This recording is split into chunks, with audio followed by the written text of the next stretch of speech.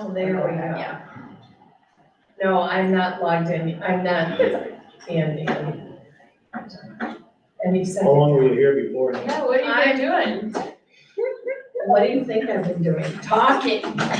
What am I always doing? I wasn't the one distracting her. Okay, No. I'm ready. Okay.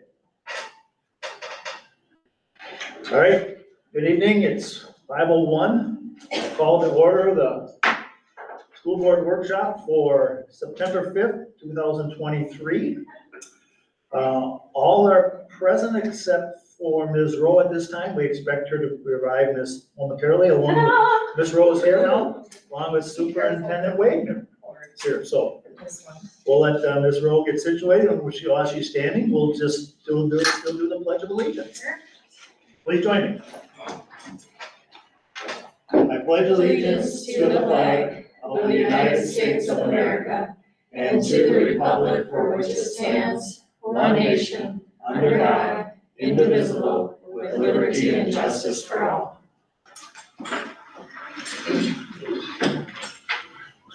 Okay, we have four topics for our workshop. As everybody listening recalls, we don't make any decisions, we just have conversation about this and it comes back. If anything needs to, we'll come back to a future board meeting. We'll start with Superintendent Wagner.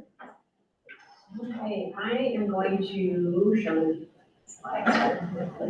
I was able to meet with our building and district leaders about the proposed dress code policy.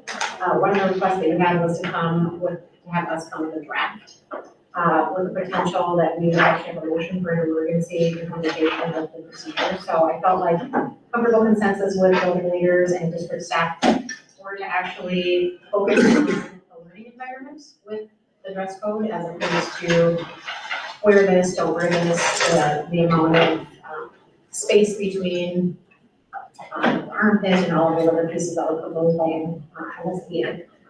So on the screen here, under the acceptable expression for clothing, the district leadership team really wanted to emphasize again, whether or not there's interference with the educational process. We actually removed a little bit at the beginning where it actually indicates how much of the student space is actually exposed. We removed the hoodie concept altogether. Most of my building leaders wanted to be able to manage the situation locally, and I trust my building leaders to be able to do that. Also gives us a little bit more of a luxury to be able to see what kind of things come to the surface in terms of dress code with our students. So that's one component that we removed. So we did the strike through and just to highlight. And then the other piece that they talked a little bit in depth about was see-through garments.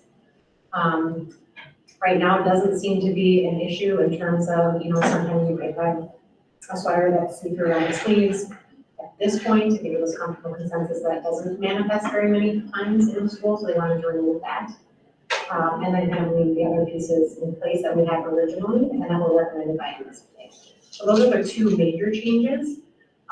One request for the emergency is that we started school today. We're operating under the previous policy. We wanted to have something in place to be able to lean into. I think the benefit of just putting in the emergency policy is we will still continue to do the first, second, and third week over the course of the next several months to actually go deeper into this proposal. So, Patrick, Jen, manufactured, a little bit of what we talked about. I think you got it very well, Dr. Wagner, thank you. Okay, questions? Yes. I will just make a comment. I'm trying to log in here as I do so, and I apologize for my tardiness. And I said this last time too, this is a policy-making board, right? That's our huge piece in all of it. Besides supervising the superintendent, that is really what our job is. And the policies are made to make sure that we reduce the liability and the risk as much as possible in the district. And so I think if I understand policymaking and carrying out policies and procedures the way I think, more is better than less in terms of how you spell things out, because then you have a policy to fall back on versus somebody's interpretation of a policy. Sure. And when you have 5 buildings with 5 different leaders interpreting a policy, maybe in a little bit of a different way, well, I could wear something this way in the middle school, but now I'm in high school, and the principal here doesn't like that I'm wearing this. I think we're setting ourselves up for a little bit of trouble, quite honestly. Do I think we need to measure 3 inches here, 3 inches there? No, but I think it's very important in any of our policies to be very clear on what is acceptable and what's not, because anybody could come back and say, you're discriminating against me, you're picking on me, and you don't have a policy to fall back on to say, well, it's written right here. This is what we're following, black and white. So if, I'm not here to second guess your leadership and your leadership team on this, but I think that being more clear versus less clear will be better. Other comments? Is that in particular to just the see-through garments and the hoodies, or because the remainder of the policy is majority MSBA recommendations to be as clear and concise?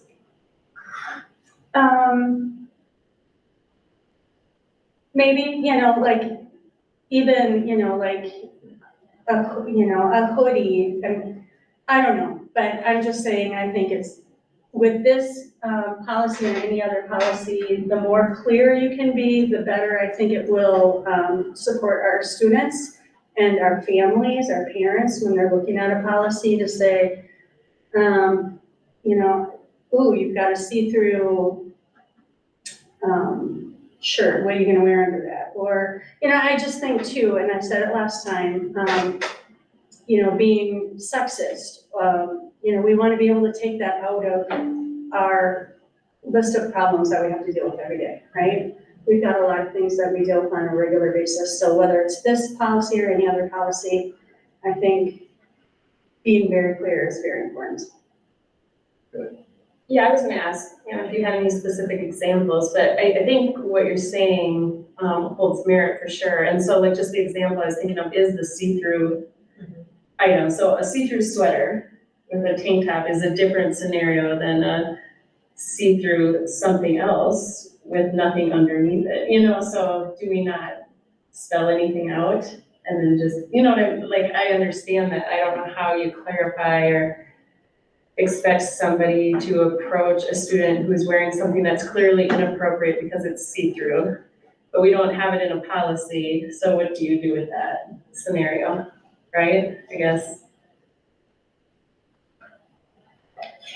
Yes. I think sometimes, speaking as an educator, when you put in policy, do not wear this, guess what they're gonna do? Wear it. And honestly, when I read this policy, I was really happy that hats and hoodies were not specifically addressed, because I think some of that really needs to be rules at a building level. And I think that what we have here is focused on what's important academically. And I feel safe. I feel like we're not going to get sued because it's culturally sensitive. We included the changes to statute in what's here. And I think we're gonna be okay. And I trust that on an individual level, life rules are not the same everywhere you go. And I think that we should give kids more credit for understanding that, okay, this is how we conduct ourselves in the middle school. This is how we conduct ourselves in the high school. This is what we do at Burnside. There's a consistency of character and respect that's expected everywhere, but there'll be little differences, and I feel like we're covering the most important things, and I trust our administrators to get the highlights for the minutia. Anybody else have anything? Go ahead. Could you share what the conversation was with the admin team about not including things like those measurement criteria of like, these are the important parts to cover? I felt like the locus of control wanted to be at the building level. I can understand and value the consistency across the board because we have had some inconsistent policy implementation. I do think that because we went through this and MSBA is highly recommending more of the interference to learning as opposed to you shall or shall not.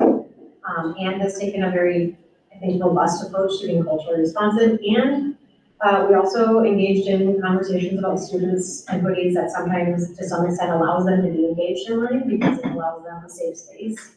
So we're thinking about the whole child as we were discussing, and the fact that, yes, in fact, we do need to think about, I appreciate the statement saying in different contexts in our lives, it presents differently perhaps, and giving our students an opportunity to have a little bit of advocacy or agency for themselves is important. I certainly open it up to all of you as we sat and talked a little bit more about this, but I think the biggest piece was interference in learning. What does that look like and feel like for every child versus kind of the hard and fast? But I do see both sides, so I don't discount or disparage having precise. But I think the way MSBA has approached the dress code is a little bit more global and understanding the learning environment. That's how we interpret it, so. None of this precludes parent phone calls or things when we see things that may be not appropriate for that learning environment. And frankly, something that somebody might wear at Sunnyside would look a lot different on somebody maybe at the high school, and we do have to take that into context. Not to mention that I have a 6-foot daughter, and anything that she would buy at any store is never going to hit the fingertip rule. So we do have to look at that all the way across. The policies are a guideline. You cannot put everything into a policy because you will forget something if you think you put everything in a policy. And I'm excited about the progress and the direction the leadership team did this summer as they're going forward with everybody on board. And many of these things already vetted through the MSBA. So I am very comfortable with this policy and the people that will have to enforce it if possible. I think the other thing to remember is if we would move forward with a motion to implement as an emergency, we still have the 3 reads. And so then I would want to include, of course, Joshua at the high school coming in with his team, maybe all principals would come in and talk about consistency and implementation. And we have to revisit and put some very consistent, clear guidelines that we do that.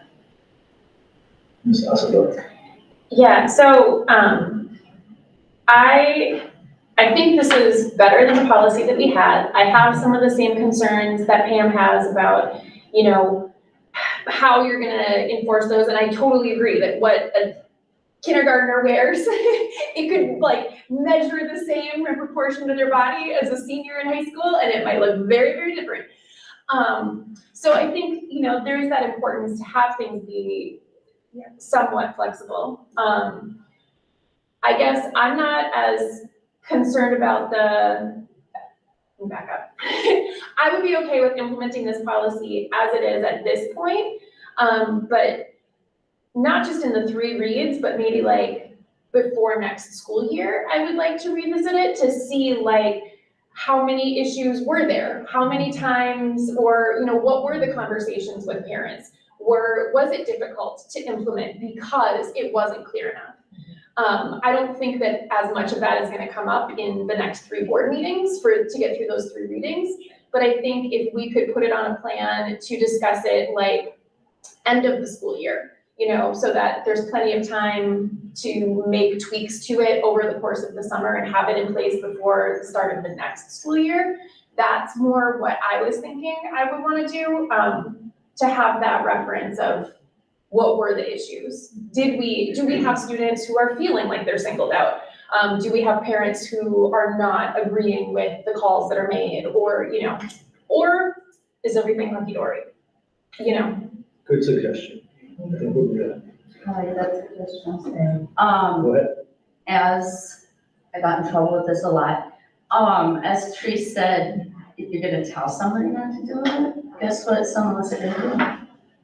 Purposely go against what you want us to do. So, as I fall, this kind of blends into culture. We're into a culture where we need to be able to teach what's appropriate and what's not appropriate in certain environments. Helping them guide their own decision-making in that. With that being said, this is just my own personal opinion. I was looking it over and it specifically said like American Indian. I don't know if that's just an example, but I think that we should be more inclusive to other cultures that have significance with like hats and hair wraps and things like that, because many cultures have that, and there's a lot of students that are called cross-cultural. So I think that if you're gonna do it, and you should do it right from the first time. So if it's just an example, because it can be because of federal policies and rules and regulations and whatnot. But otherwise, I think that we should be showing diversity in that as well. Many, cultures, but like obviously not white supremacy culture, because that's harmful to many people. So that, that's not include, everybody has culture, authentic culture. And I think we should be more embracing of that, not just American Indian culture. Okay. Any other discussion during the workshop on this? Good conversation. I know the leadership team had went over it quite a bit and worked on it, so appreciate that, bringing it forward. This is on the agenda for the emergency at our regular meeting, the emergency adoption with which it will go through the next 3 readings. Any further questions on this? Otherwise we'll move on. Yes, you have something? Oh, sorry, raise your hand like you had something else. Okay, what do we got next? We got the website next. Ms. Robertson. Hello. Hello, we'll try to keep it fairly short, okay?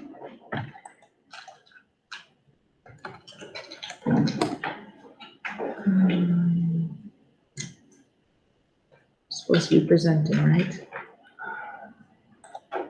Excuse me.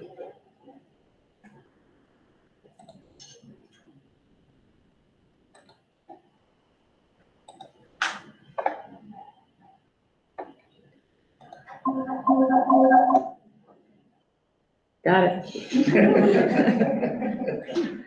All right. Present tab here.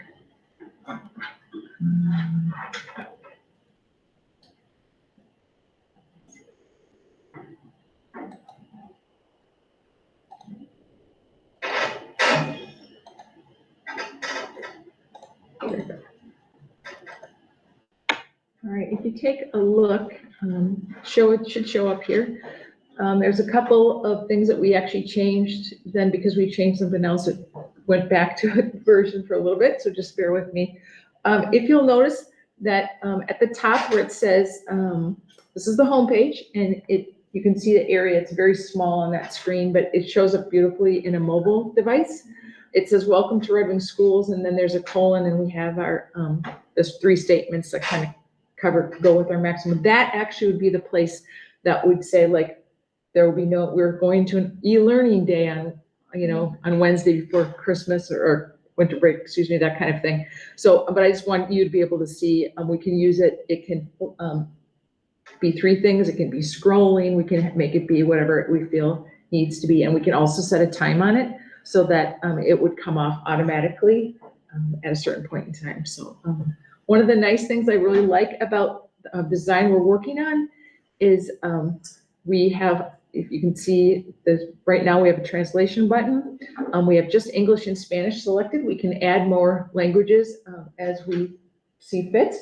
unfortunately, we do not have Dakota. I talked to them about it, and then I think we'd have to get the U of M to come in and do it, but there are 25 different languages we could add, but for ease for right now, we added, we have English and Spanish. So if you'll look, you can see the navigation bar at the top. We have it scroll over here, and I'll just give you a quick peek at the superintendent page. It's gonna open, yep. So you can see here that we have a picture and message from Dr. Wagner, and then right now, this is the font size and stuff needs to be larger, I think, but I wanted to give you an idea of kind of what one of those pages will look like. You'll notice that it opens up in a tab that helps us, people stay on our website. So I'll just go back to the home key just for a quick second here, so you can kind of see.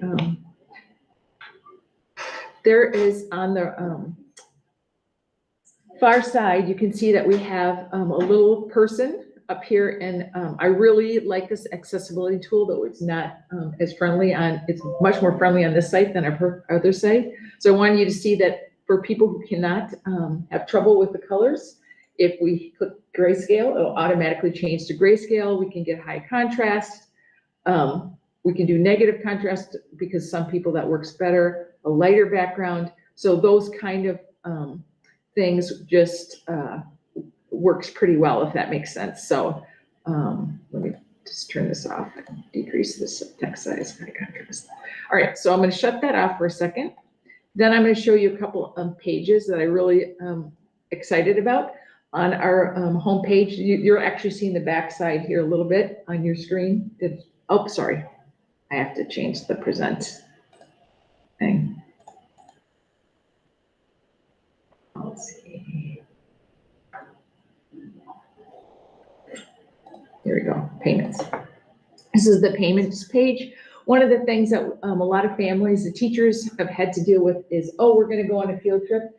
It's $7, and then you turn all your money, the teacher has the money, the checks or whatever, they take time to get processed, they have to come to the office. Pam's mom sends the check. My mom doesn't send the check because I am what would be a educational benefits student. What's nice is that we'll be able to click on one of these schools. So for instance, if you were at Sunnyside, and I don't have any of those accounts set up yet, but just as you would with the community education page, you'd be able to click on Sunnyside and you could click on there that field trip.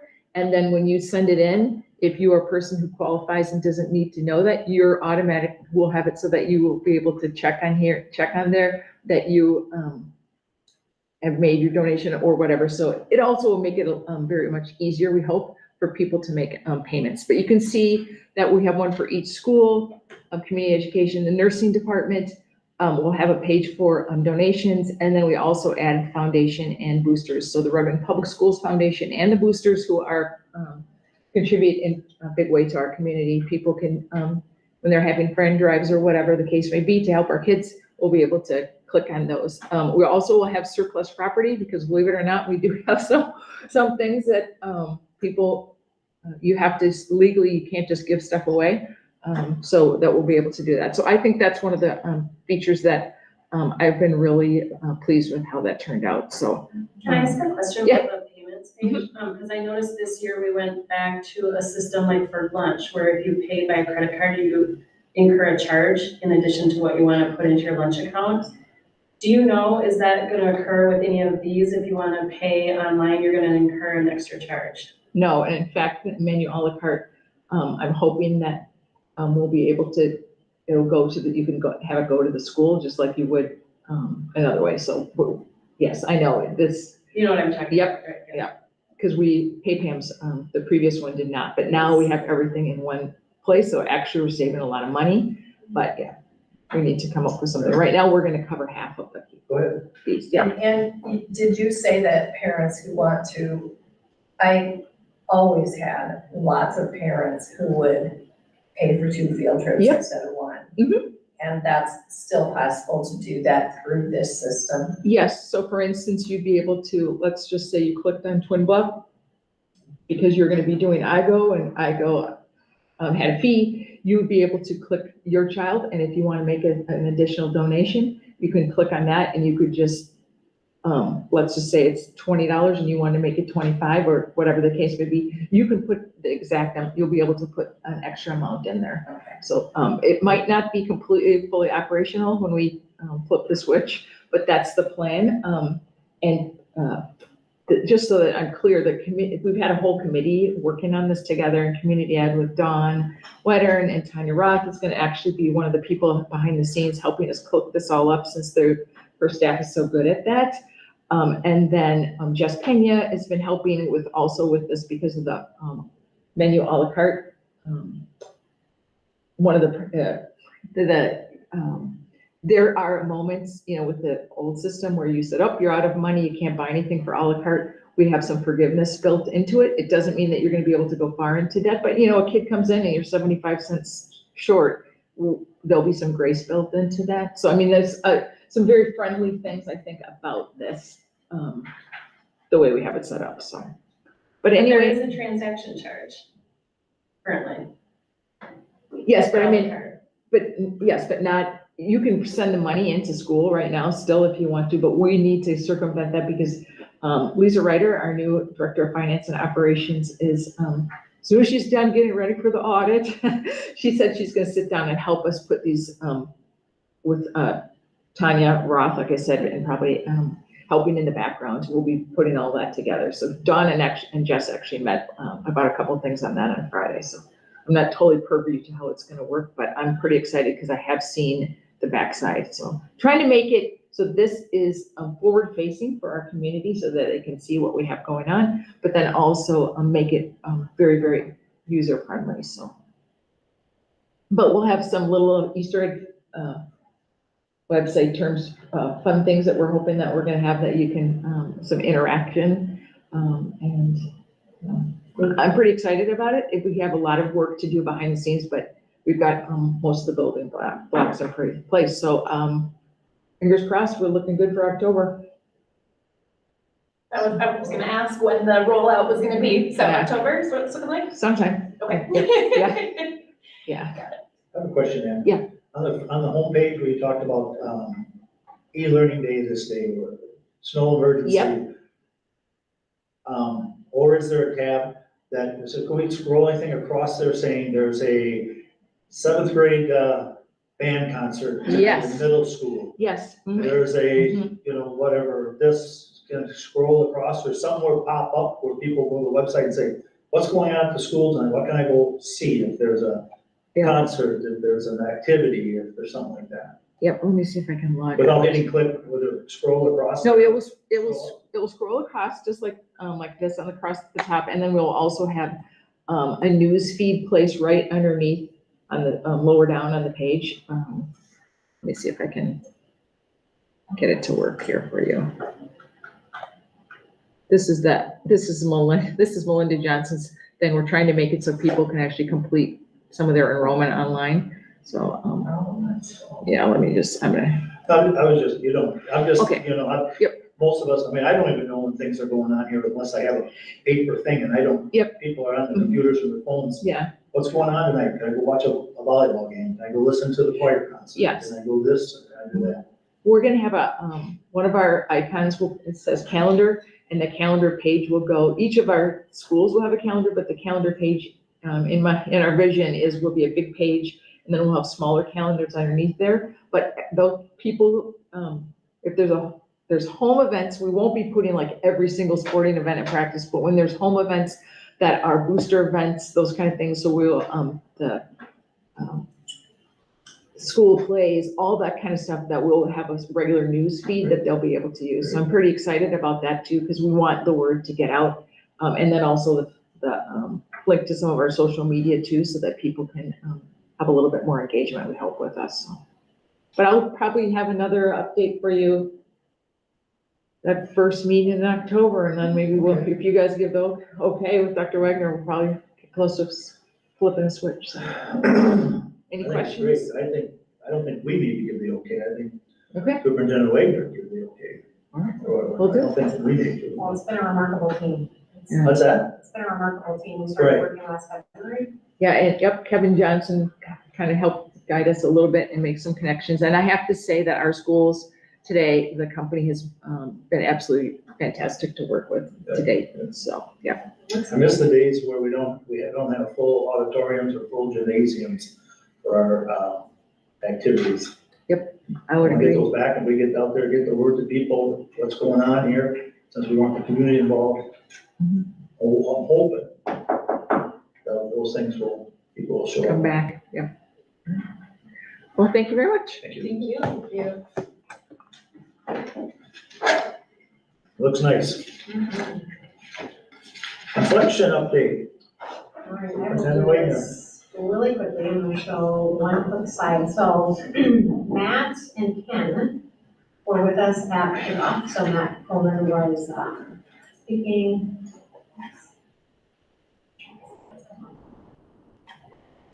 Kind of finished off the back to school message, and then he spent about 3 hours with us in the afternoon after the tailgate lunch.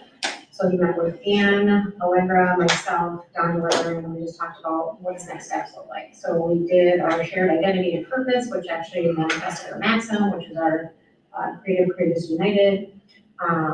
Also kind of looking for that shared vision for readiness. Our plan this year with Inflection is support and coaching of our principals with Ken, to kind of really align all the work that's being done at the building level for leadership. But we're going to start creating our playbook now, which will be part of our strategic plan. One thing that we will also start looking at as a board is your vision and mission statement as well. So as we're anchoring into the decisions we make with the governance that's happening, will align to that vision and mission statement. So there's a little bit of heavy lifting on all of your part this year to be involved working with Matt and Ken a little bit, along with our community, so including student voice leadership, parents, teachers, support professionals. We talked a lot about, if you can see in kind of the dark blue, the universal practices. So our big goal this year is really to go from me to we, so taking that united component of our maxim, and then looking at all of the other elements that wrap around that. So essentially, over the course of this next year, we're also going to be looking at the profile of a learner. What does that actually mean in alignment to our maxim? So we're actually going to build on our maxim. We're not just going to just continue to use Creative Creators and United. There's continued work that aligns everything to that. So I think it's going to be a very heavy lifting year in terms of ensuring that we're moving forward. So we have all the questions answered in terms of what's next generation learning. What does that mean for academic achievement for the whole child, and just for the next steps for, high quality onboarding. That was one thing that we brought up in our meeting as well, is how do we attract and obtain and retain staff in our district? How do we increase our enrollment, and what does that mean in terms of the Inflection vision, mission, and next generation learning? So that is a lot of words that once we actually get into action and you see Matt and Ken on campus a little bit more frequently, Allegra will also be working with Ken and Matt, so she's joining the team. And we're building that out. Our principals will be very much involved with this, and we'll continue to do listening sessions and community sessions and get input, because it doesn't just stop with the maxim. So that was really fun to be able to collect the voices. 2,000 people gave us input last year. That's pretty significant, but now it's like, what are those building blocks that we need to be putting into a playbook to make sure we're high achieving, but we're also creating well-rounded citizens going into whatever might come next for them. So that's it in a nutshell. Questions? Super excited. It's a lot. We can do it though. No doubt about it. Okay, no questions. Thank you. MCA report. Ms. Schmidcheck. And Emily. Allegra and Emily. Oh, I'm sorry, Emily, I didn't see your name. You're good. I just looked at one. How are you two doing tonight? Good, how are you? Good. Busy day, long day, too. Yeah, great day, that's indeed, very good. Share. Yeah, a little tutorial right beforehand, just to not blast anybody's ears.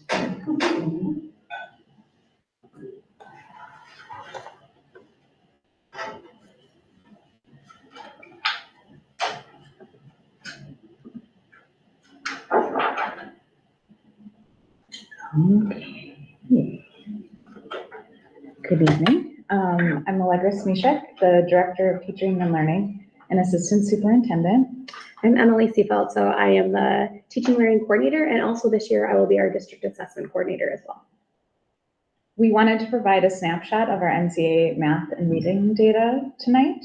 But before we really dive in, I wanted to provide some context for this data and also share a little bit of my own data journey with you all, because I think it might resonate with some of you.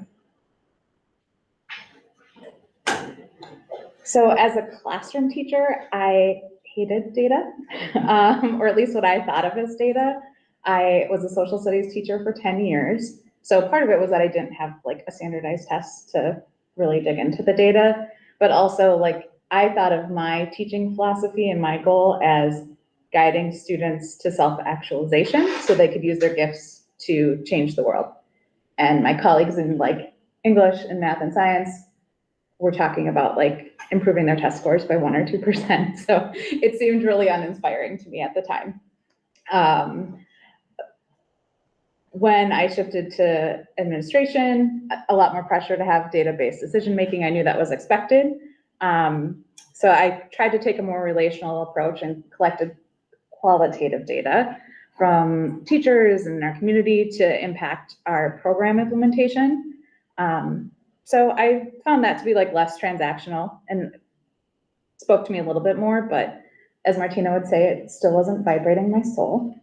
And then I attended a webinar from authors of the book Street Data. And this really had a transformational impact on how I thought about and used data. So these, from that experience, are the descriptors that I learned data could be. And I think when data reveals the student experience rather than just an achievement level, teachers have the opportunity to really check their assumptions about student learning against what's actually happening in their data. So it doesn't mean that quantitative data is bad and street data is good, or it's not an either or scenario. Both are crucially important, but it requires that we understand the purpose of different kinds of data so that we're using assessments in the data they provide appropriately.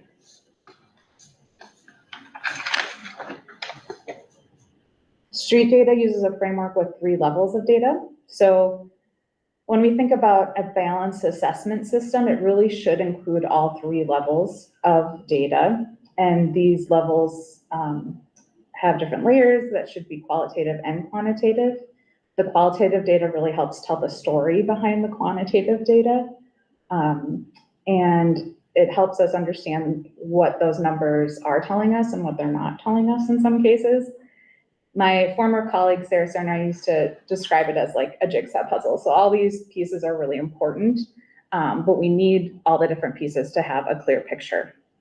And you can see on the left-hand side, satellite data is really that like 10,000 foot view. So this is things like MCA scores, HTC scores. It provides a picture of how our programs are doing. And it also kind of shows us where there's smoke and lets us know like, okay, there might be a fire here. It's our job to go investigate, dig in more so that we can figure out what's happening. So it is very valuable. But we want to get a clearer picture, closer to the students and closer to learning. So I would also say with satellite data, when we only look at that and we're trying to come up with solutions, we talk a lot about like spaghetti at the wall, throwing spaghetti at the wall. When you dig deeper into map data that guides you into street data, you really better understand the problem you're trying to solve. So your solutions are more targeted and more likely to work. So I just wanted to provide a couple of examples. These are from street data. They are not Red Wing specific examples, but you can see if you were looking at students in special education and you looked at your satellite data, so let's say MCA scores, you might notice that students with IEPs scored 50% lower than students in general. Again, not Red Wing, just a random example.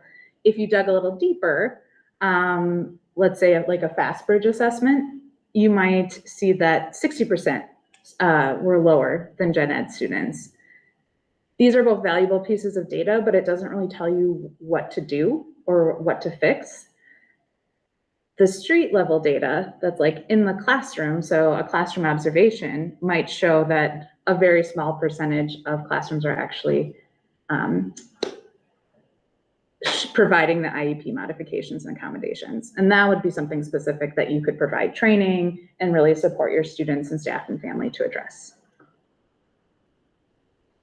Similarly, this example looks at behavioral data. So we often see suspension numbers, and they're often disproportionate. You might dig a little deeper and look at office referrals disaggregated by race, and that would give you more information. But if you really want to see that street level, what's happening on the ground, you might do a classroom observation. I know Emily has talked about doing this work with PBIS and see what the negative to positive like affirmation and feedback might be in the classroom. And again, that's something that you could play with and really target. This summer, we facilitated a data retreat with our school leaders, and now they're supporting their building leadership teams with data, as well as their professional learning communities. And I had the honor of working with the 5th grade PLC last week. And so they were looking at their MCA math data and noticed some smoke that they wanted to dig into a little bit. So their plan is to create or find and share a test that really looks at fact fluency, as they had a conversation of what they've noticed over their experience. When students don't have strong fact fluency, when the math gets more complex, they really struggle. So they really wanted to target that first at the beginning of the year. If that benchmark test does show that this is an issue in their classrooms, then they can really target their instruction. So they're researching different instructional strategies that are best practice for fact fluency. The data they collect from that, they'll really be able to like adjust their instruction and make sure they're meeting their students' needs. So that's an example from Red Wing where we're kind of heading in this direction. So today we'll be sharing satellite data from our state summative assessment, the MCA. The purpose of this assessment, there's really two purposes. They're used to evaluate equitable implementation of state standards. They only do measure a small portion of our state standards. And the State Department also uses it to divide up the limited resources that we have. So the data from the MCAs can help point them in the direction for what the needs are throughout the state and how to target resources at district levels, but also throughout the state, like what training do we need as a state to improve. Keeping in mind balanced assessment and the intended use, I will pass it over to my colleague Emily to talk about this incomplete but important piece of our picture. Teresa, do you have a question real quick? Yeah. Well, I just, with all of this MCA data, it comes in after school year. So anytime teachers are looking at that data, they are looking at it to see if where the weaknesses in our curriculum are there groups that it's not reaching, and what do we need to do to change the curriculum? Just so people understand it's not, we have our Fast Bridge testing to monitor progress of students, and this is more of a. It's a program evaluation. Right. It's like a a program simple way. evaluation. Yep. Yeah, thank you. Yeah, so yeah, that kind of showing us the smoke in the. Are we doing what we need to do and where we need to fix it? Because as Teresa said, those students are now in a different grade when we get the official results at the end of August, so I'm gonna go forward. So this is a longitudinal of both math and reading. I will say this is a test results summary. So this information and this data is just of the students that took the test. So you're gonna see the two empty years in the middle. So we know they didn't take it in 2020. Our students did take the MCAs in 2021, but it didn't become reportable. That wasn't something the state made official.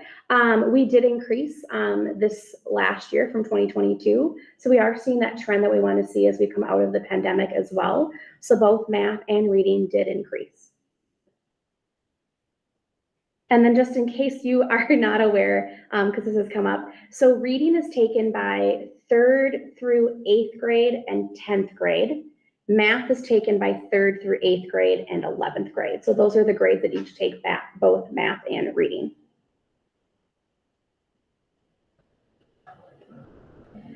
This is our participation data because that often comes up as well. So this last school year in math, we had about 90% participation in math this year. And reading, which is the next slide, is actually even more. We had 95% participation in reading this year. So that is where we're sitting with our opt-out rate and our participation rate as well. That's also why I said the test result summary in that first slide is those that take it. So we have talked about this before. Often when the state publishes it, they do the North Star report. The North Star report is what they give to media, and that's what's released. Whenever you see it cited as North Star report, that includes all of our opt-out students as a fail. So that's kind of the line between test result summary and the North Star report. And this is actually, you'll see why the percentages are different on our comparison with our Big 9, is that this is the percentages from the North Star report. You can see in reading that we're right in the middle. For reading and math, we're still somewhat in the middle as well, but that's where we compare to the Big 9 districts. Now, you're going to notice Rochester has a 0. So if you're unaware of it, when they had that ransomware issue in Rochester last year, they did not end up being able to take the MCAs as a district. So right now there isn't data for Rochester from last year. This is our demographics of some subgroups. Going back to 2019 and then our last 2 years that we've tested after COVID, we had 4 of our subgroups increased. And we talk about when we look at programming and what are we doing well, what is being uplifted and where do we need to focus our areas of growth. This helps us see that as well. We really dive deeper into those subgroup populations. What is that part? Free and reduced population. I should, yeah. And here's math as well. We had 3 subgroups increase in math from the previous year, from 2022. And it kind of helps us also track how are we doing, as I said, coming out of the pandemic. We know that there's learning loss with that, and to really see how that trends upward and what we can do to support and uplift that.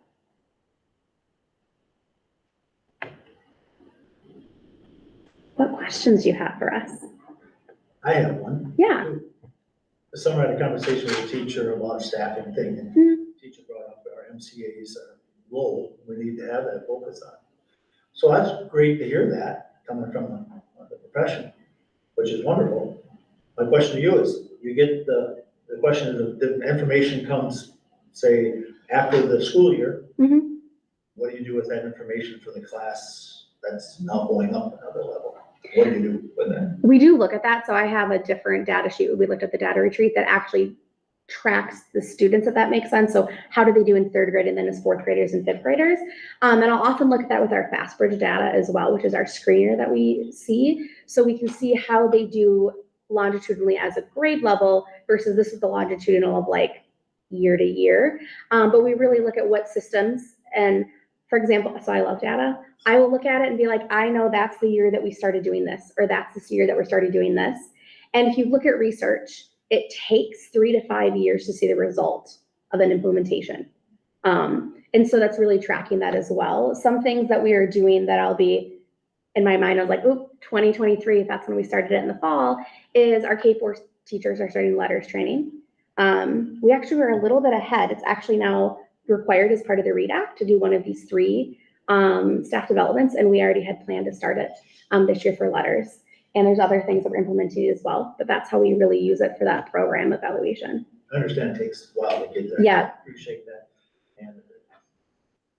And my frustrations now with us as the state, that they start coming, people that don't take it as a 0, which brings everything down. So I'm glad you're acknowledging, showing us the growth of the ones that did take it. Yeah. I think that's the true value of the MCAs for us, for at least statistically looking at. I agree. And that's like, both the data is out there if you use the Minnesota Report Card website. It's just unfortunate, like the publication part that gets announced in August is the North Star report, which includes those. So that's why I always want to look at the test results summary of how well did the students who took the test do. Any questions? You got a question? I just have a comment, I guess. I definitely see the flaws in the MCAs, and I appreciate you going through those three strategies for looking at student growth. But I do think like the MCA numbers are important to parents. And I know we have a list of the big 9 schools, but we don't have a list of like our surrounding communities and how they're scoring with their MCAs. So, I would imagine most districts have the same flaws. So comparatively, it probably is still a somewhat accurate standing, you know, if we're falling above or below, maybe that's inaccurate, but, you know, so I do think they are important. So I just want to say, like, when people are looking at enrolling their kids in a district, I think those numbers do play a significant role.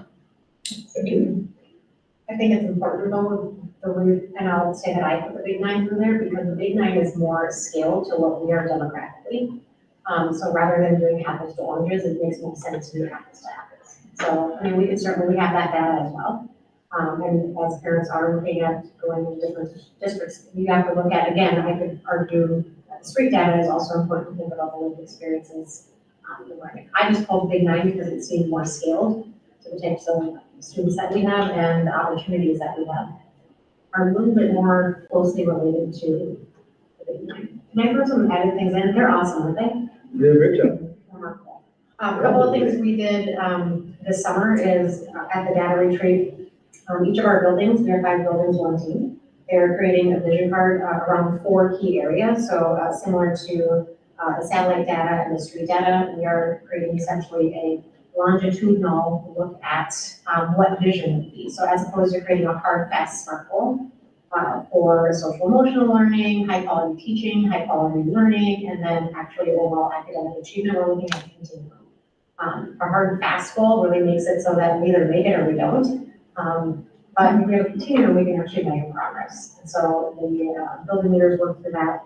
The second component to that, and there's just some checkpoints, they're creating their instructional leadership teams to have really a diverse set of people at the table to really look at the data from many different perspectives. The guidance of Emily and Allegra and the teaching and learning team. They're also supplementing with a strategy map. And that actually required the district office to also have awareness on what is happening at the building level. So what do we need to be learning so that we can be supporting? And then ultimately what are principals learning so they're supporting? What are our teacher leaders learning? So they're supporting what are our teachers learning so that they have impact. So ultimately we are not removed from that cycle. And so the street data piece is huge. The other piece last year, if you remember way back in December, we talked about world's best workforce.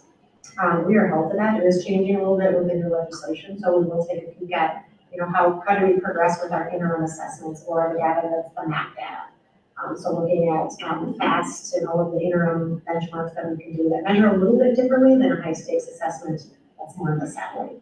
So I'm trying to connect all the dots. So essentially we're creating a photo album of everything that is right in terms of academic achievement, but we also think about the whole child.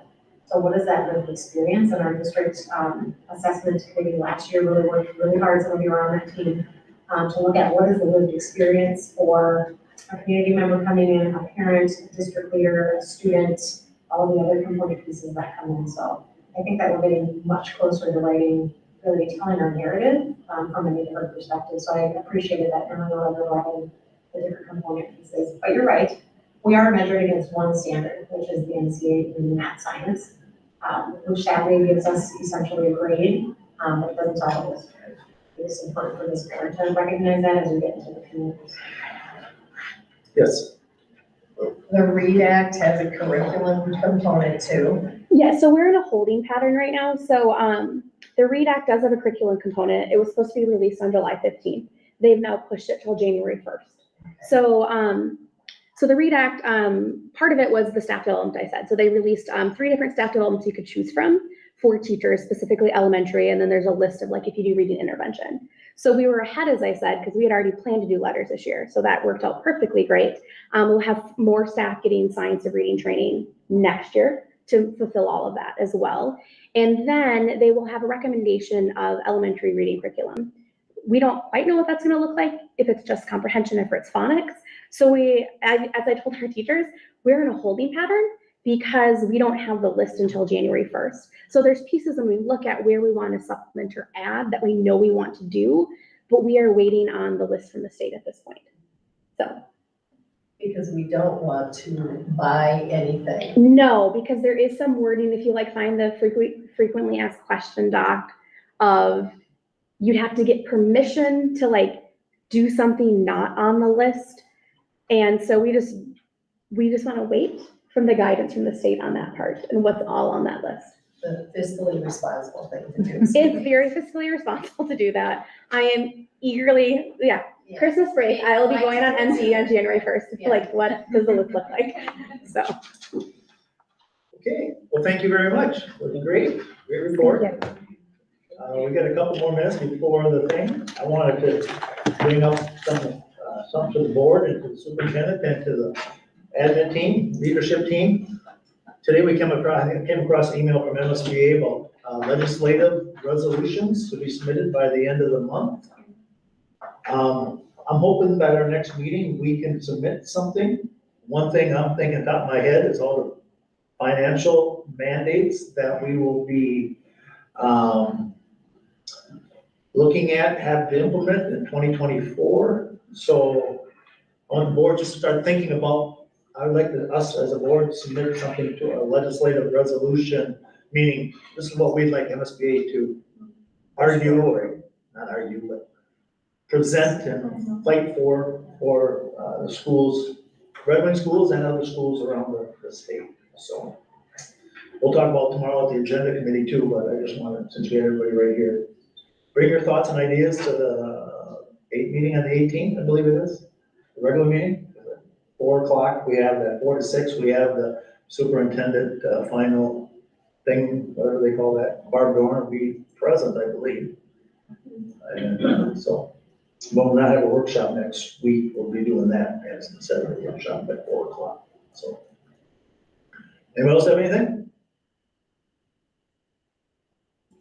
We need coffee at all to keep awake here? 'Cause it's- All right, I'll entertain a motion to adjourn.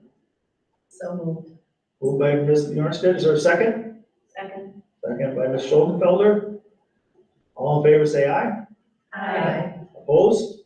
Motion carried. We'll start at 6:05 for the regular school board meeting. Thank you. Don't leave any room for those.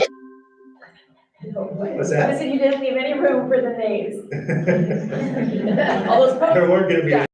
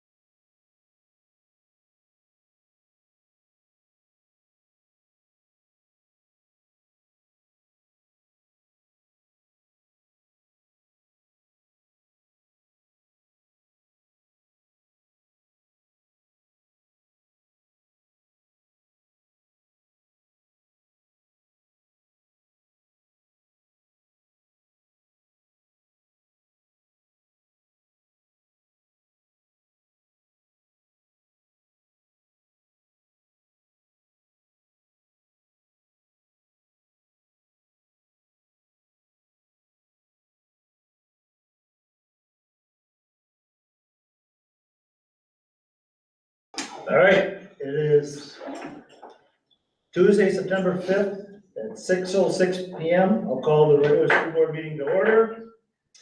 All board members are present, along with Superintendent Wagner. We've already did the Pledge of Allegiance. We're gonna have, and Ms. Buck is gonna read our mission statement. The mission of the Red Wing Public Schools is to educate and inspire all students as they realize their full potential and become respectful, responsible, and productive citizens. Thank you. The educational plan is up there on the board here, we follow that. Along with that, we have recognitions and upcoming events. Anybody have any recognitions or upcoming events? Go. I gotta approve the agenda first, you're right, thank you. My fault. All right, we have the agenda in front of us. Are there any additions or corrections? Thank you. Yeah. I saw that, I skipped right over that. I'll entertain a motion to approve the agenda for September 5th, 2023. So, Moved by who? Ms. Roll, second by Ms. Osendorf? sure. Okay, any discussion? All in favor signify by saying aye. Aye. Opposed? Motion carried. All right, I'll get back on track here. Recognitions and upcoming events. Yes. Well, I'll say Happy New Year. Happy new school year. I live right in front of a bus stop, and so it was so fun to see everybody out and about and waiting for the buses this morning, so that was really fun, and I feel the energy in the community, so welcome back to all of our staff and our students. That's really exciting, and thank you for all the work that I know all of our folks are gonna be doing to keep our kids and our buildings safe and clean and our students fed and educated, so thank you to that. And then I also need to give a shout out to the football team. They had their first game last Friday down in La Crescent, and they won 24-12, and so proud mama and proud winger cheerleader there. So that was really fun, and the first home game is this Friday, 7 PM. It's supposed to be a beautiful night, and where else would you possibly rather be than at Rush Marshall Cougar Stadium? Come on out. Thank you. What did you serve for treats at the bus stop this morning? Well, I had some dog bones for my It dog. was the first winger victory on opening night in 8 years for the Red Wing football team. So, yeah, so, anybody else have anything? I will say, I was at Burnside School first, and Twin Bluff after that. I saw the excitement, and I saw the joy of all these kids coming back, and the staff intermingling with the kids, and trying to get the kids where they are. So we're all busy doing that. I was directing traffic at the middle school, which I'll get into in a minute here. And, but it was exciting. You can see that we have a new era going here at the school under leadership of Superintendent Wagner and the leadership team and everybody and the school board. I'm just excited about what's going on here. I really am. And if everybody's not on board, they're missing it, because this is exciting times. And if you have a student out there, understand what in the past happened and did this and that. We're not looking at that. We're looking going forward. We're doing stuff new, innovative, ideas, trying to grow, get our kids better educated, accustomed to being everywhere, all this. So safety is a big thing too. We've had that discussion. So I'm very proud of it, very happy, very great movement that's going on here at the schools. And it takes a lot of people to do that. So thank you. Now we need to get to the community. The community is very wonderful. They've been very supportive of referendums and all that. Parents, people that drop off your students. I was directing traffic today at the middle school, which I did last year, which is fine. I'm pretty good at that. I think I am. But we need help. We need help from the community, the parents, the people that drop off students, for the safety of the students. I've seen a number of people today dropping their students off at the school looking down at their phone as the car is moving. And our kids are there. I did speak up to one. She put her phone down. And I want people to help. We can't do it. The school can't put out notices. The police can't do it. Parents, what's the most important thing you're doing that morning? It's sitting in your backseat of your car and getting out onto the curb and the sidewalk and going to the school. Nobody wants to see anybody get hit. Please, what's so important in your phone? Put it down. Put it down. Put it away. Because, but we need help with it. I can't do anything. The principals can't do anything about it. They can do a little bit. We need people if they see it. Your child is the one that's going there that you need to speak up. Don't be afraid because you know the person. Hey, put the phone down.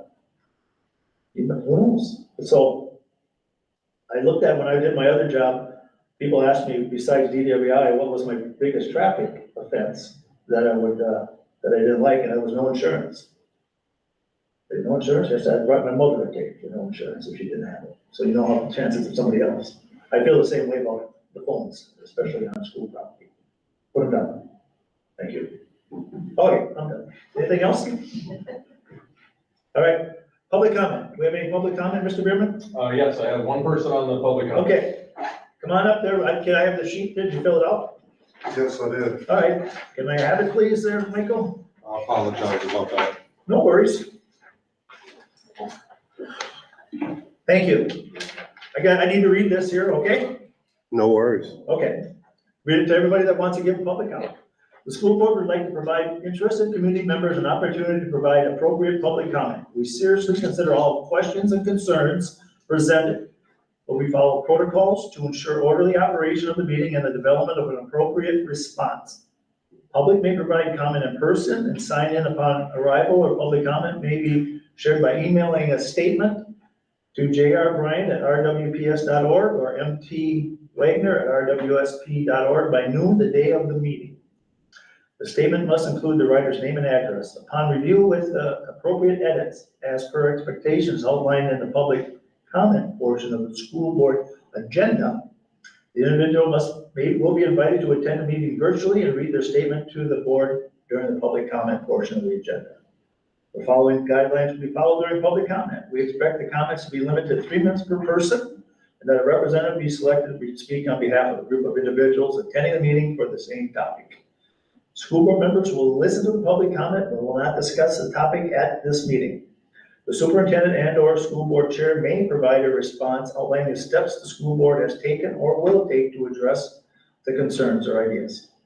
A summary of the school district's actions in response to public comment will be provided to the school board individuals submitting public comment and/or public at a later date as appropriate. We expect the comments to remain respectful and appropriate and not identifying any current or former students, their families, or staff members by name. We rattled up pretty fast there. Good evening. Good evening, Michael, would you guys. please state your name and address for us? My name is Michael Lickness Holmes, and I live in Red Wing. Okay, I'm just here correct me if I'm wrong, but I noticed I was talking with somebody and their child had just won the yearbook design, part of the yearbook design, and part of her art was emphasizing all the social clubs and different groups within Red Wing School District. And I asked about certain BSU and NASA. I noticed that they wasn't included in the picture. Well, I was informed that they said that they got all their information from the website. So basically my question is NASA and BSU being recognized within the school district or not? yeah, they are. Cause I went on the website and I didn't see no mention of them unless I'm not the greatest in technology, but I'm with you. so, but they said they didn't see no Okay. mentions of BSU or NASA within the school district website. Thank you for bringing that up, and we will look into it, for sure. Appreciate that. Yep, thank you. Have a wonderful evening. Thank you for coming in.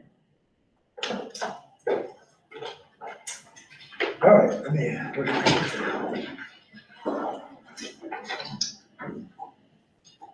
Did you receive any emails for public comment? I did not either, so.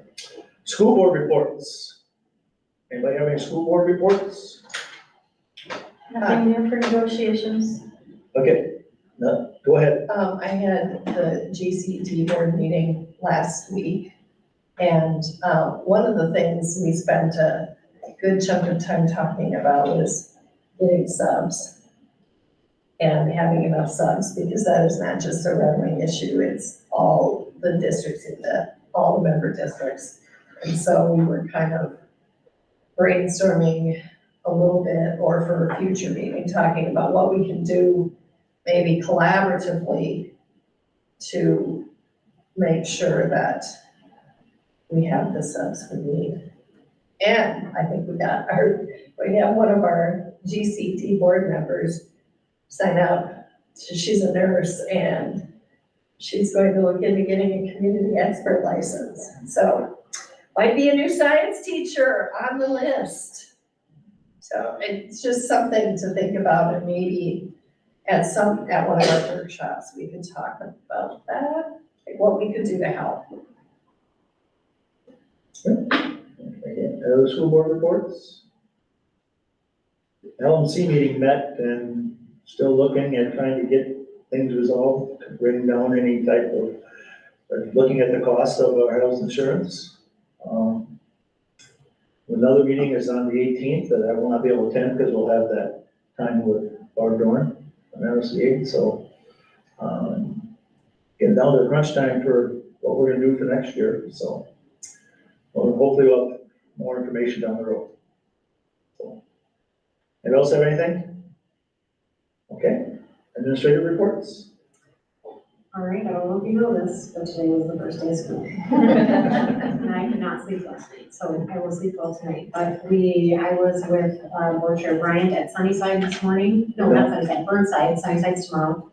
And Twin Bluff, and I would agree that there's just a sense of excitement in the air from parents, from students, from bus drivers, my leaders. It's just really exciting to see all of them.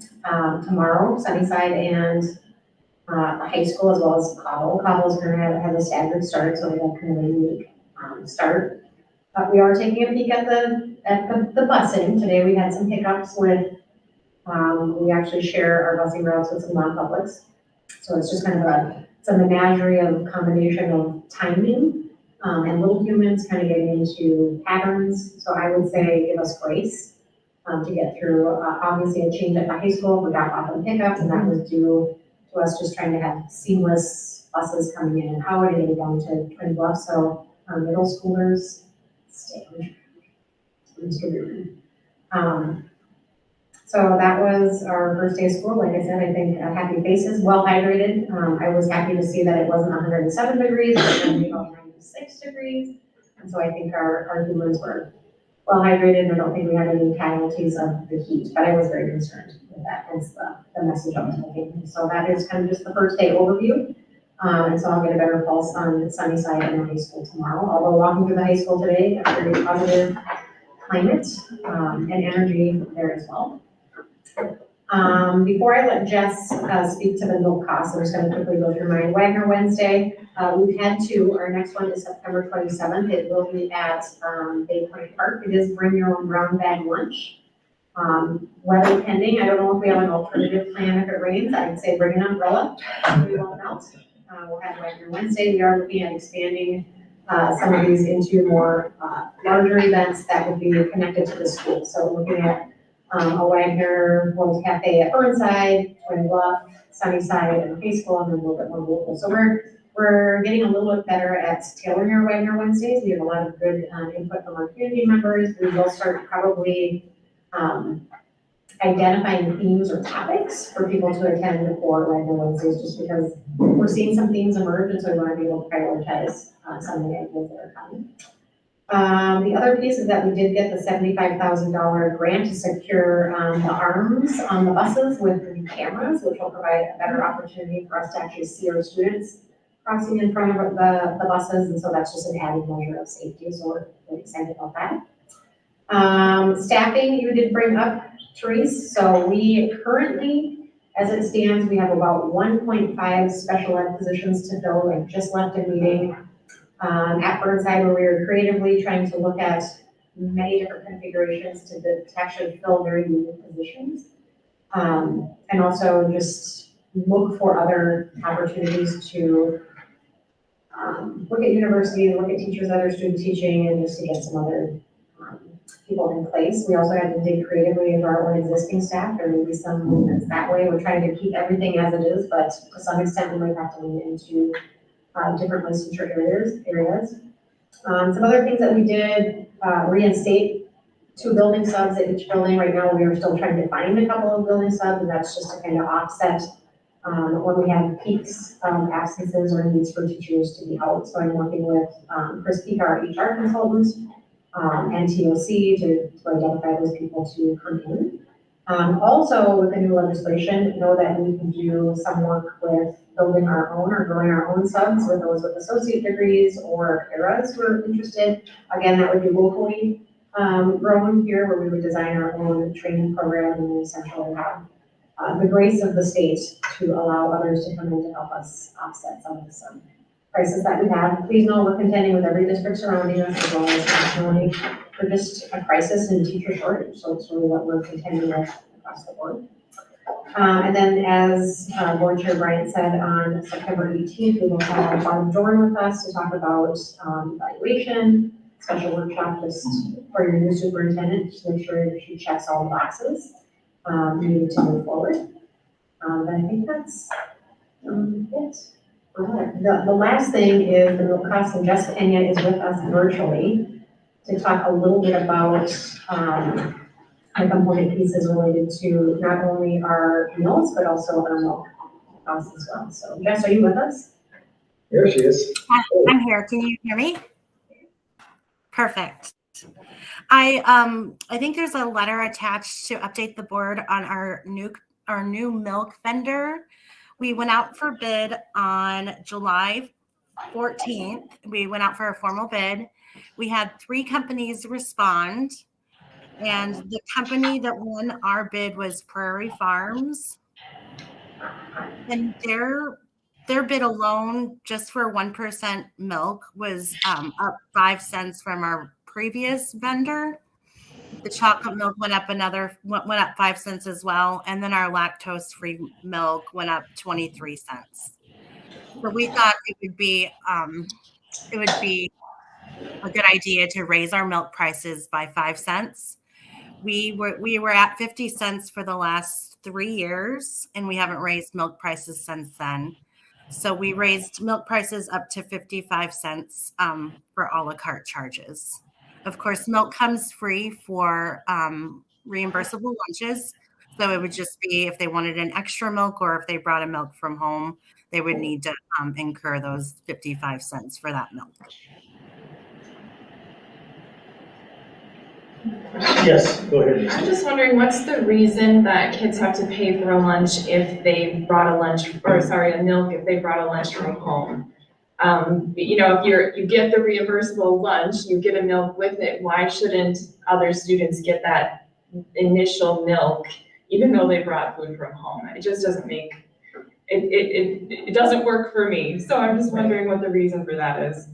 Yeah, it's because our federal funding, they want to do a reimbursable meal. They don't want to do charges like extra food or extra stuff. They want to do an entire meal just so that they can kind of make sure those kiddos are fed like a good, nutritious, healthy meal that are by the standards of USDA and any child nutrition program that we follow.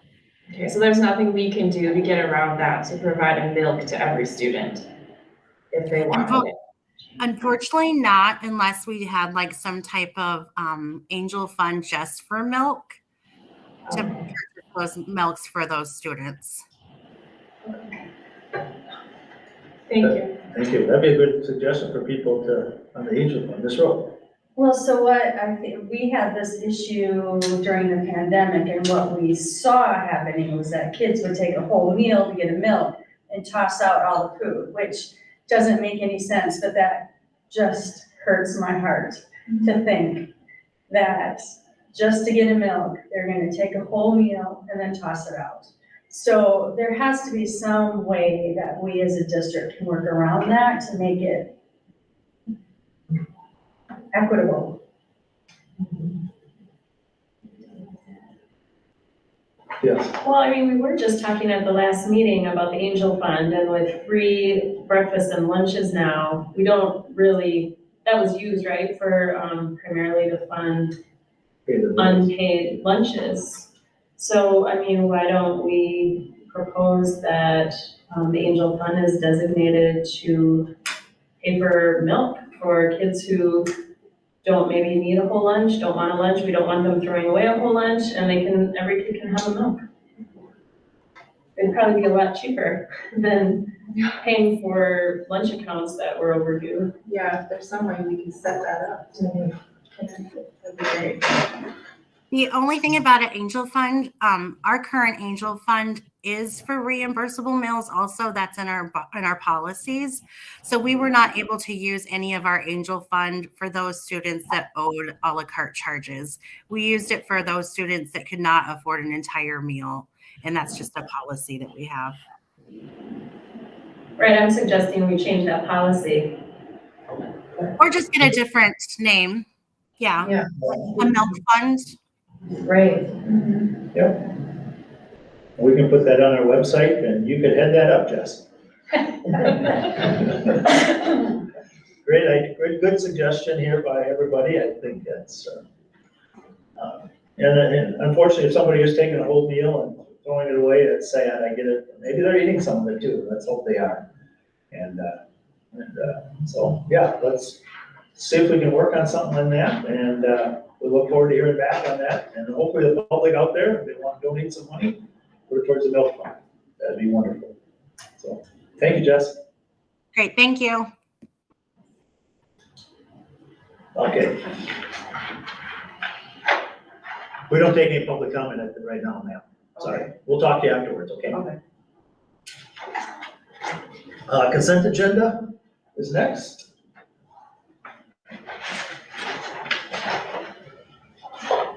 Anybody have, yes? Ms. Rowe. I would like to pull 3 and 5. 3 and 5. Okay. Does anybody else have anything? Otherwise, I entertain a motion to approve 1, 2, and 4 for now. So moved. Moved by Ms. Osendorf, second. Second. Second by Ms. Schoenfelder.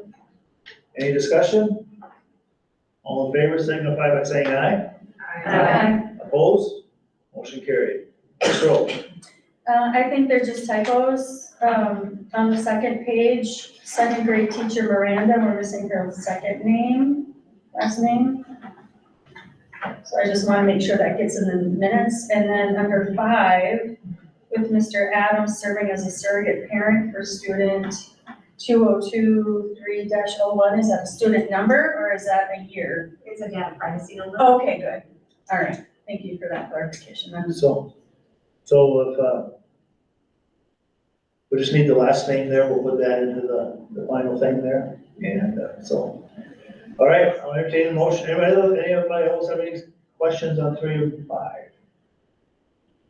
Hearing none, I'll make a motion, I'll entertain a motion to approve number 3 and 5 on the consent agenda. So. Moved by Ms. Rowe, second by Ms. Tiff. Second. Second, who made the motion? I Ms. made Tiff? the motion and. And Ms. Osendorf, second. I get my hearing checked. Any discussion? Hearing none, all in favor signify by saying aye. Aye. Opposed? Motion carried. Thank you. We're really sorry, Jim, that all of our voices are in your decibel range that you can't hear us. I try my best. Aye. All right, we have donations and grants. Ms.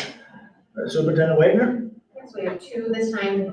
First one in the amount of $500 from Dell Jacobson for the Redwood High School food shelf. So very generous donation. And then Runnings of Red Wing donated 50 pairs of protective eyewear for Redwood High School as well. Okay. Very nice of Mr. Jacobson and from Runnings and Redland here, so. Is there any questions? Otherwise, I'll entertain a motion to approve the donations. So, Moved by Ms. Ossendorf, is there a second? Second by Ms. Bjornsted. A roll call vote, any discussion? Roll call vote will be, because it's a resolution. Ms. Bjornsted? Aye. Ms. Ossendorf? Aye. Ms. Rowe? Aye. Ms. Tiff? Aye. Ms. Buck? Aye. Ms. Schoenfelder? Aye. Chair votes aye. Thank you very much.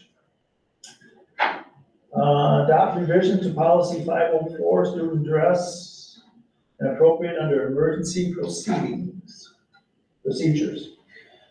Superintendent Wagner. so this is what was presented at workshop in terms of the dress code that leadership team reviewed and submitted for, emergency approval or motion. It'll go through three more readings, it'll go through 3 readings besides, but the emergency allows it for 1 year, and then we'll do the 3 readings we'll actually put in place, so. Is there a motion to approve this?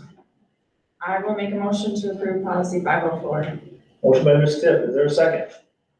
Second. Second by Ms. Ossendorf. Any discussion?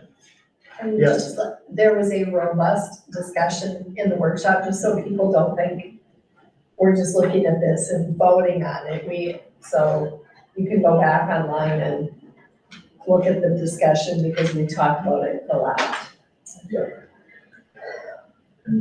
Yes, Ms. Rowe. Well, and I just want folks to understand, I'm gonna have to vote no on this.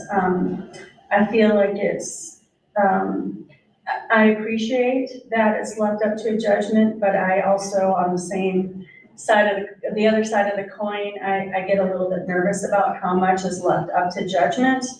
And so I just can't support this at this time. Yes, Ms. I would just like to add, that I really agree with what Ms. Ossendorf said at the workshop, that we look at this by the end of the school year to see what happens throughout this year, continually talk to administration to understand, is this a good policy? Would Can you it like, be enforced? would you like to put that as part of your motion too, to bring it back at the end of the school year? Or, I think we can trust Superintendent Wagner that will happen. We also collect DERS reporting for discipline and different pieces that will actually itemize that out. Once we heard that on some soft anecdotal, so our principals will bring back what worked, what didn't work, and if it worked well, then we know that as well. And we can kind of combine all the different data sets. Is that something that's reportable though? Like if an administration member addressed a student's dress, would that be documented? If there's discipline associated. If they're told to change or go home, it would be recorded. I think so, and you collect the DERS, so you can, you do that. Okay, so for DERS, you have to pick a violation. So one of the violations would be like a dress code or inappropriate dress violation, and I can pull the list of those for the entire year. okay. All right. All in favor, signify by saying aye. Aye. Opposed? Nay. Vote passes 6-1. Thank you. Second reading of Minnesota policy revisions based upon the 2023 legislative updates. Are there any comments, questions? We don't need any action on that, except for we do have the final reading of Minnesota policy revisions for 2023 legislative updates, which we will need a motion to approve, which has been discussed in previous workshops, not today's. I'll make a motion to approve the revisions to policies 515, 524, 532, 534, 601, 602, and 603. Very good, you didn't take a breath. I'm just impressed that I could read those little numbers. It's great. Okay, is there a second? Second. Second by Ms. Tiff. Motion by Ms. Ossendorf, second by Ms. Tiff. Any questions or comments? All in favor, signify by saying aye. Aye. Opposed? Motion carried. 2023 Student and Parent Handbook. So, what are you gonna talk about? Go ahead, Anne was gonna come and. Did you have any questions? More about please, come forward.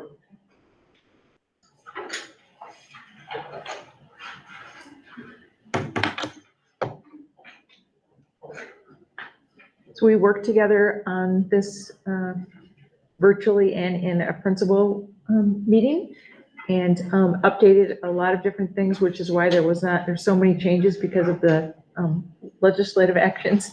We did not give you a red line version because the thing became such a big mess. It's just there for your careful reading. Patrick and Jen, I don't know if you want to add anything to that? Are there any recommendations, or not recommendations, changes that you would, I don't know, that you found extra important for us Sure. to notice, Yep. that you want to highlight for us? Obviously, mental health is one of our main concerns across the country and here, and every student family handbook, including the supplemental ones at the middle school and the high school, by state law now, we had to list the 988 number that anybody can call when they are having an issue and they need somebody to talk to. And we also then had to include the county line and the state text line. So both of those right now in this version are very small. They're on the page, and I just assume that we'll make them a little bit more appealing and easier for students to read. And then we also tried to make sure that it was, MSB had some changes, and some of the languages are kind of convoluted in state law. So we followed their advice of making it simple for a student, anybody to be able to read. And then as soon as we have this, then we'll go ahead and get it translated into Spanish, which will take Jamie's very fast, but the big focus was being equitable and being consistent. So if the policy is in the handbook, we can turn to it and explain to students what it is that they need to do. Yes. I noticed in the attached policy, there were some things that had links in them and others that didn't. Is it going to be on the website, and will there be links? The reason we don't have the links right now is because they're linking to some pages that are going to go away. They'll be in different places. Right, okay. Underneath with the new website. And so they could still find the pieces there if they just search for the word. But yes, and we'll make sure that the links are dynamic when we make that change in October. And I like that those links were there, so. Yes. Yep. Any other questions? I think one thing that Anne and the building principals did really well is to work together collaboratively to have a streamlined kind of introduction to the unique handbooks for each site. So the supplementals, in addition to the student and parent handbook that is more global for every public school. So kudos to the teams that really took a lot of sweat equity to go through and kind of line by line figure out what that looks like. And for MSBA, we're giving quite a bit of guidance for creating language that's accessible to the everyday person and not written educatorese or legalese, which can be really complicated. So. Yeah, one of the biggest changes, of course, is the student data privacy. That you give names and email addresses and phone numbers for homes. So all of you elementary parents, I'm sorry, there's nothing I can do when you say, but we'd like to have a I'd like to give out birthday invitations. Can you please give me a list? We cannot, unfortunately, provide those for you, because if we did, we'd have to have people sign a release that says that all that student data would be public, and that would kind of find the whole face of why we made this law change. So unfortunately, the simple solution of doing that doesn't exist anymore. That was a tough one. Yes. Elementary principals are not looking forward to it, but we tried to make it clear to people that we didn't have a choice. Okay, we have a recommendation to approve the 2023 student and parent handbook. Is there a motion to approve? Ms. Bjornstead? Is there a second? Second. By Ms. Schoenfelder. Any discussion or questions? All in favor signify by saying aye. Aye. Opposed? Motion carried. Thank you, Ann. Upcoming meetings, remember we just talked about during the workshop, we meet 13 days, the 18th at 4 o'clock to go over the MSBA final part of the superintendent search, the post portion of that, from 4 to 6, and a regular meeting will be at 6. With no workshop, the workshop will be that. Anybody else have anything? And I have one date to Yes. everybody's calendar, so just as a reminder, September 28th. We will have, our afternoon restorative practices sessions. I'll have Lisa send that out if she hasn't done so already. It'll run from 2 until 5. We'll have about a 15 to 30-minute dinner break, because I was told you guys were to be fed. And then my leaders will come in and we will essentially do the sequel to our board retreat, so we'll be getting some more information about that. So just September 28th. 28th. That's, thank you for bringing that up. And for bringing food. She didn't say that. Like I said, I'll help you. Yeah. I'm connected to like Just Pena and. Yeah. Don't worry. Okay, anybody else have anything? All right, I'll entertain a motion to adjourn. So moved. Moved by Ms. Rose, is there a second? Second. Second by Ms. Schoenfelder. All in favor signify by saying aye. Aye. Opposed? Motion carried. Well, let's hope the storms don't come and do anything. Ma'am, can I help you? Yes, I'm sorry I missed public comment, I was running behind. Oh, no, that's, But I just had like a few questions, I don't know if you could answer them or not. why don't you come on up here, we'll talk. Superintendent's right here too, ma'am. We'll try our best, okay? One, I was just wondering, like, who's gonna be taking over the BSU, so those kids can have support? Like